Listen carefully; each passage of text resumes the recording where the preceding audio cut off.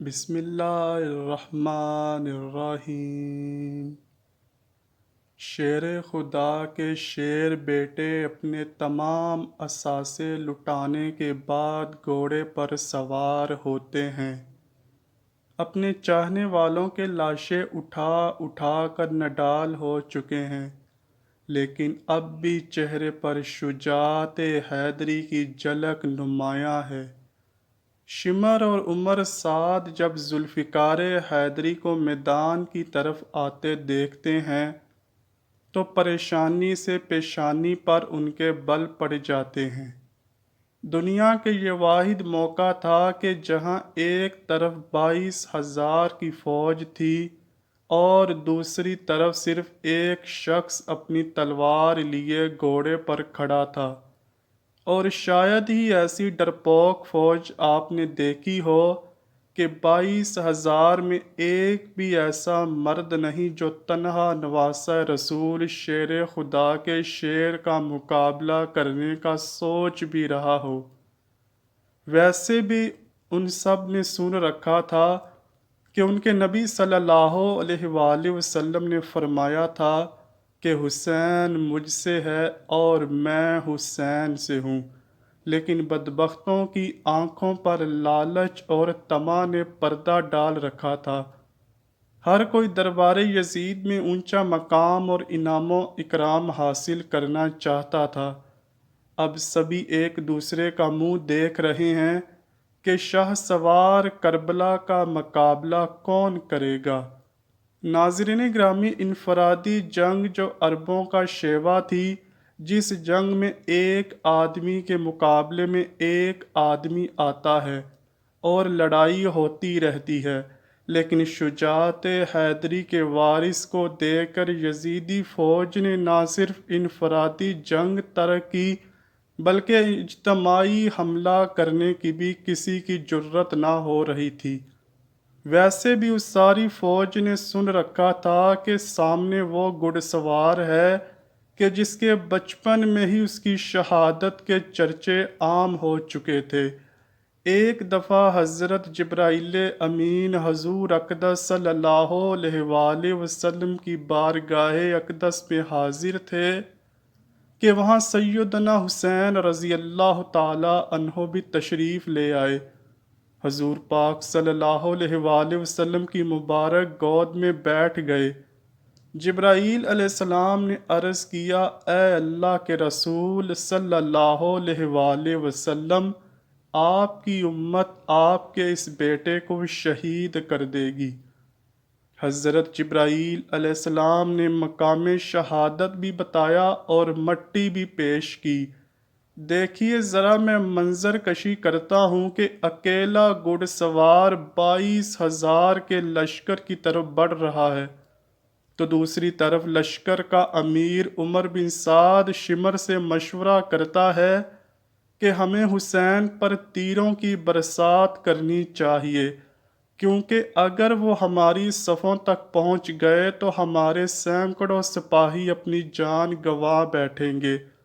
اب حال یہ ہے کہ نواسہ رسول امام حسین میدان کی طرف بڑھ رہے ہیں اور بزدل فوج دور سے ہی تیر چلا رہی ہے کہ کہیں اگر یہ ہمارے قریب پہنچ گئے تو ہم نہ بچ پائیں گے۔ امام علی مقام حسین کو تیر لگ چکے ہیں۔ شمشیر حیدری پر پورا لشکر یکبارگی سے حملہ آور ہوتا ہے۔ خوف کے مارے فوجیوں کی گردنیں کٹ رہی ہیں۔ سینکڑوں یزیدی فوجی جہنم واصل ہو چکے کہ اچانک امام علی مقام کو اذان کی آواز آئی اور آپ نے اپنی تلوار روک دی اور نماز پڑھنے کی مہلت مانگی۔ یہی وہ وقت تھا کہ جب شمر کے جوش دلانے پر مالک کندی نے پیچھے سے ایک ایسا وار کیا کہ تلوار کلاہ مبارک کو کاٹتی ہوئی کاسہ سر تک پہنچ گئی۔ خون کا فوارہ نکلا۔ جیسے جیسے وقت گزرتا گیا، امام حسین کے جسم پر تلواروں، نیزوں، تیروں کے زخم بڑھتے رہے، لیکن پھر بھی کسی کی ہمت نہ تھی کہ شجاعت کے اس کوہ گراں کو شہید کر سکے۔ شمر ملعون کے کہنے پر سب نے تیروں کی برسات کی۔ خولی بن یزید نواسہ رسول صلی اللہ علیہ وآلہ وسلم کا سر کاٹنے کے لیے آگے بڑھا، لیکن ہاتھ کانپ اٹھے۔ پھر شقی القلب سنان بن انس آگے بڑھا اور انعام و اکرام کی لالچ میں امام عالی مقام کا سر تن سے جدا کیا۔ ملعون ابن زیاد کے حکم پر تمام سر نیزوں پر چڑھا دیے گئے اور جسم اطہر کو گھوڑوں کی ٹاپوں تلے پامال کیا گیا۔ شہادت حسین تاریخ انسانی کا ایک غیر معمولی واقعہ ہے۔ پیغمبر کے اپنے ہی پیروکاروں نے اپنے ہی نبی صلی اللہ علیہ وآلہ وسلم کے نواسے کو بے دردی سے شہید کر کے ان کا سر انور نیزے پر سجایا۔ یہی نہیں، خاندان رسول صلی اللہ علیہ وآلہ وسلم کے شہزادوں اور اصحاب حسین کو بھی اپنے انتقام کا نشانہ بنا کر انہیں بھی موت کے گھاٹ اتارا گیا۔ نواسہ رسول حسین ابن علی اور ان کے 72 جانثاروں نے خون سے کربلا کی ریت ہی سرخ نہ ہوئی، بلکہ اس سرخی نے ہر چیز کو اپنی لپیٹ میں لے لیا۔ محدثین بیان کرتے ہیں کہ امام عالی مقام کی شہادت پر نہ صرف دنیا روئی بلکہ زمین و آسمان نے بھی آنسو بہائے۔ محدثین بیان کرتے ہیں نواسہ رسول صلی اللہ علیہ وآلہ وسلم کی شہادت کے وقت بیت المقدس میں جو پتھر اٹھایا گیا اس کے نیچے سے خون نکلا۔ شہادت حسین کے بعد ملک شام میں بھی جس پتھر کو ہٹایا جاتا اس کے نیچے سے بھی خون کا چشمہ ابلتا۔ روایات ملتی ہیں کہ شہادت حسین پر پہلے آسمان سرخ ہوا اور پھر سیاہ ہو گیا۔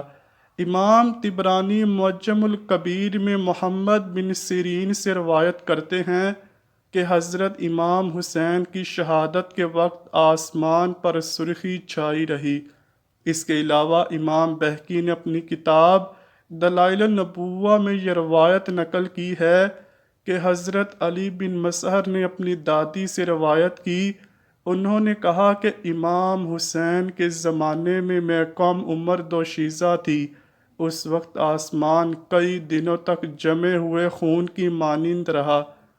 حضرت امام حسین کی شہادت کے بعد سید زادوں کو قیدی بنا لیا گیا۔ اب اسیران کربلا کا قافلہ شہیدوں کے سروں کے ساتھ کوفہ کی جانب روانہ ہو جاتا ہے۔ ادھر کربلا کی ریت پر سید زادوں کے جسم بغیر سروں کے بے گور و کفن پڑے ہیں۔ اللہ اکبر! تاریخ گواہ ہے کہ شہادت کے 3 دن بعد 13 محرم کو مقام غازریہ سے قبیلہ بنی اسد سے خواتین دریائے فرات پر پانی لینے آئیں تو انہوں نے بغیر سروں کے جسموں کو بکھرے دیکھا تو ان کی چیخیں نکل گئیں۔ واپس گھروں کو باقی اپنے مردوں کو بتایا کہ خاندان نبوت کی لاشیں بکھری پڑی ہیں، ہمیں ان کو دفنانا چاہیے۔ چنانچہ کچھ مرد ان کے ساتھ میدان کربلا پہنچے، قبریں کھودنا شروع کر دیں۔ سبھی جنازہ پڑھنے کے لیے تیار تھے کہ اتنے میں ایک گھڑ سوار آیا اور حضرت امام حسین رضی اللہ تعالی عنہ کے جسم کے ساتھ لپٹ کر خوب رویا۔ اس شخص کا رعب و دبدبہ اتنا تھا کہ ان کے لیے خود ہی مصلی خالی کر دیا گیا۔ انہوں نے نماز جنازہ پڑھایا اور پھر ایک ایک جسم کو وہ نام سے پکارتے اور دفن کرتے جاتے۔ سب سے آخر میں حضرت عباس علمدار کو دفنایا گیا۔ جب وہ گھوڑا سوار جانے لگا تو قبیلہ بنو اسد نے پوچھا کہ آپ کون ہیں؟ جواب ملا، میں علی ابن حسین ہوں۔ یہ کہہ کر چل دیے اور نظروں سے اوجھل ہو گئے۔ اللہ پاک سے دعا ہے کہ ہم نبی آخر الزماں حضرت محمد صلی اللہ علیہ وآلہ وسلم اور ان کی پاک آل پر اپنی جان نثار کرنے والے بن جائیں۔ اے اللہ پاک ہمارے گناہوں کو بخش دے اور ہمارا حشر بروز قیامت حضور صلی اللہ علیہ وآلہ وسلم اور ان کی آل پاک کے ساتھ کرنا۔ پیارے دوستو، کمنٹ سیکشن میں آمین ضرور لکھیے گا۔ امید کرتا ہوں کہ آپ کو ویڈیو ضرور پسند آئی ہوگی۔ اگر ویڈیو پسند آئی ہے تو ویڈیو کو لائک کیجئے، شیئر کیجئے اور چینل کو لازمی سبسکرائب کیجئے۔ کمنٹ سیکشن میں اپنی رائے کا اظہار بھی ضرور کیجئے گا۔ ملتے ہیں اگلی ویڈیو میں، تب تک کے لیے اللہ حافظ۔